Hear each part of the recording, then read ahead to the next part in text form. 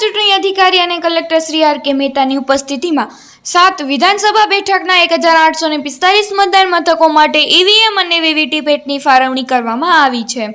લોકસભા સામાન્ય ચૂંટણી 2024ને સંદર્ભે ભાવનગર જિલ્લાના ચૂંટણી તંત્ર દ્વારા વિવિધ સ્તરે કામગીરી હાથ ધરવામાં આવી રહી છે। ત્યારે આગામી 7 મેના રોજ મતદાન થવાનું હોવાથી કોઈ પણ બૂથ પર વોટિંગ સંબંધી સમસ્યા ન સર્જાય અને ભાવનગર જિલ્લામાં વધુમાં વધુ મતદાન થાય તે માટે ચૂંટણી તંત્રએ આગોતરું આયોજન કર્યું છે। ત્યારે ભાવનગર જિલ્લા સેવા સદનના સભાખંડ ખાતે શનિવારે જિલ્લા ચૂંટણી અધિકારી અને કલેક્ટર શ્રી આર.કે. મહેતાની અધ્યક્ષસ્થાને તેમજ રાજકીય પક્ષોના પ્રતિનિધિઓની ઉપસ્થિતિમાં ઈવીએમ અને વીવીપેટનું પ્રથમ કોમ્પ્યુટરાઇઝ્ડ રેન્ડમાઇઝેશન કરવામાં આવ્યું હતું અને ત્યારબાદ આજે ભાવનગર જિલ્લામાં સમાવિષ્ટ 7 વિધાનસભા દીઠ ઈવીએમ અને વીવીપેટની ફાળવણી કરવાની કામગીરી હાથ ધરાઈ હતી। જિલ્લાના ચૂંટણી તંત્ર દ્વારા વેરહાઉસ ખાતે સંગ્રહિત રેન્ડમાઇઝ કરાયેલા ઈવીએમ અને વીવીપેટની 7 વિધાનસભાઓના મદદનીશ ચૂંટણી અધિકારીઓને સુપ્રત કરવામાં આવ્યા હતા તેમજ આ ઈવીએમ જે તે વિધાનસભાના નિયત અધિકારીઓ દ્વારા સ્ટોર રૂમમાં સંગ્રહ કરવામાં આવશે।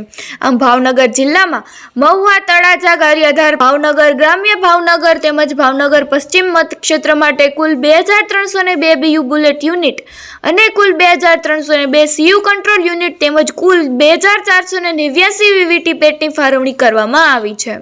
આ પ્રસંગે નાયબ જિલ્લા ચૂંટણી અધિકારી શ્રી આર.એન. ચૌધરી સહિત ચૂંટણી પ્રક્રિયા સાથે જોડાયેલ અધિકારીશ્રીઓ તેમજ કર્મચારીઓ અને રાજકીય પક્ષોના પ્રતિનિધિઓ ઉપસ્થિત રહ્યા હતા। જેકેએસ ન્યૂઝ ગુજરાતી સાથે અશોક ચૌહાણ, ગારિયાધાર।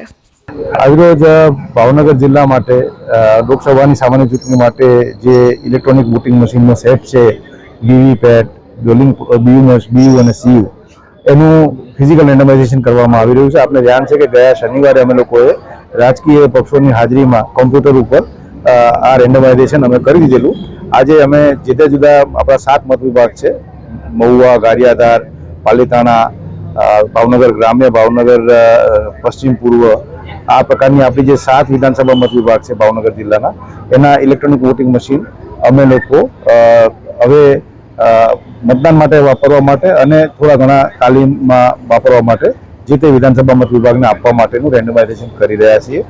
અત્યારે આપણે જોયું છે કે એની કામગીરીની શરૂઆત સવારે 8 વાગે થઈ ગઈ છે। રાજકીય પક્ષોના પ્રતિનિધિઓ પણ હાજર છે।